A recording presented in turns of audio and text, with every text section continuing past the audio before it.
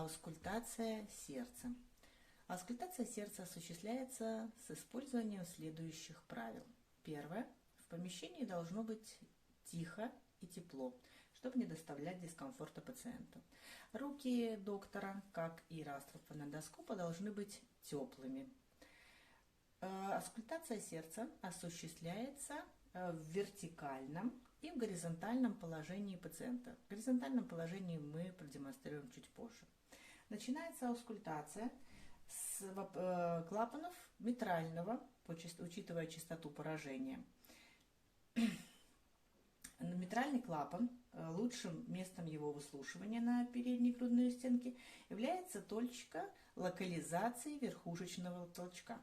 Поэтому, чтобы провести аускультацию в первой точке аускультации, сначала необходимо найти локализацию верхушечного толчка.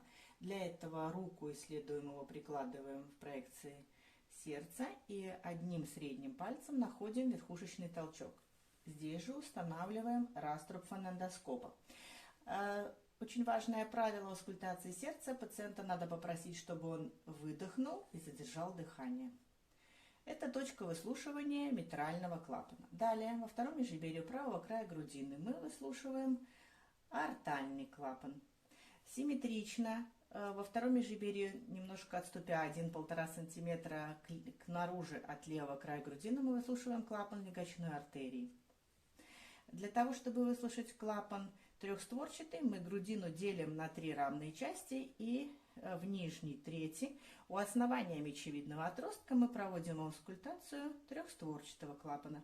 И последняя точка аускультации – это месте прикрепления реберных хрящей 3 и 4 ребер слева грудине, то есть в третьем межреберье, называется Боткина эрба. Это дополнительная точка для аускультации клапана аорты и митрального клапана.